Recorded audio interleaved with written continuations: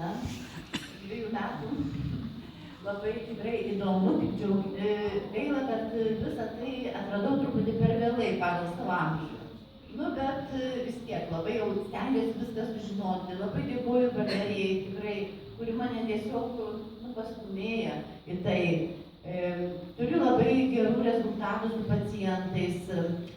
Yra pacientų, kurie vartodami šios produktus visiškai nevartoja nuo arterinio kraujo spaudimo medikamentų. Turiu antrą pacientą su labai tromboflebitu, su koja storesnė 5 centimetrais. Aš nežinau, veikia. Žodžiu, per pusę metų mes susitvarkėme, koja tapo lygiai tokia, kokia buvo prieš pusę metų. Pacientas sako, iš tiesiog stebuklas, turi invalidumą ir šitaip man viskas pagerėjo. Pirmiausia, tai viską išmėginau ant savęs, nes niekada nieko nedarau, ko pati nepatiriu. Tikrai jaučiuosi labai gerai, visa mano šeima vartoja produktus, sirgdavo duktė ištisai. Dabar mes tiesiog nesergam gripu, nesergam virusinėm infekcijom, aš ir pati jaučiuosi labai puikiai, bet vartoju visus produktus. Dėkuoju labai už tokį didelį atradimą ir tikrai siūlau visiems sveikatintis ir būti sveiki. Ir labai tuo džiaugiuosi. Dievulis davė man didelę dovaną. Turiu 2 gražius nuostabius sūnus. Bet taip pat davė ir didžiulį išbandymą.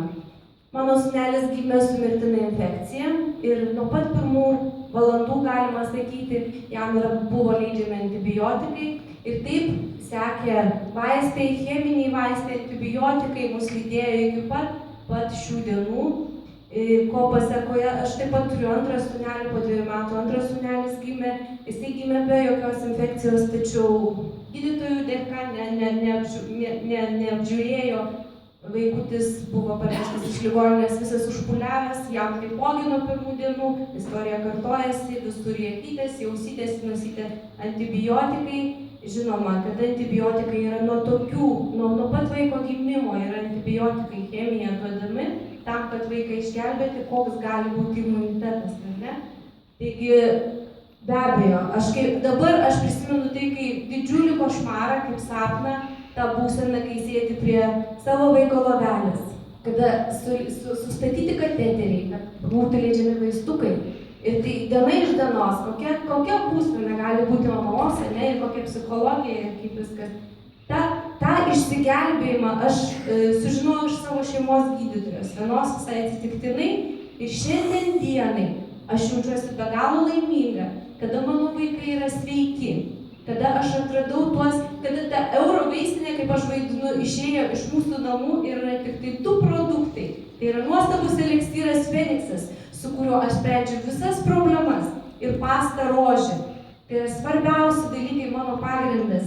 Visa kita, be abejo, aš nuo 8 klasės turėjau pati migreną, kurią susitvarkiau su linči kapsulėm per 3 mėnesius ir dirželiu žinau. Taigi, aš nemoku papasakoti to jausmo, ką aš jaučiu, kai aš prisimenu tą bejėgiškumą, kai sėdi lauki ir nežinai ir lauki pagalbos. Ir dabar aš galiu tą padaryti pati. Man išsiskleidė sparnai, aš gavau žinias, aš gavau produktą, su kuriuo aš matau rezultatą. Mano pirmokėlis vaikas savo klasiokam dėsto Jenšen teoriją. Super. Iš tikrųjų, kai aš atėjau vaiką savo mažylį pasiimti iš darželio, manęs auklėtoja sako, aš labai atsiprašau, bet sako, kokie ten lipdukai, apie ką jis tai pasakoja? Sakau, gerai, aš atnešiu jums ir parodysiu, kas tai yra lipdukai. Šiandien dienai aš esu be galo laiminga, kad kažkada tai man gydytoja pasakė tą informaciją, kad aš išgirdau ir iš tikrųjų aš neturėjau ką prarasti. Tai buvo tiesiog šiaudo griebimasis. Mes jau nebeturėjom ką prarasti, nes buvo taip blogai. Tai šiandien dienai aš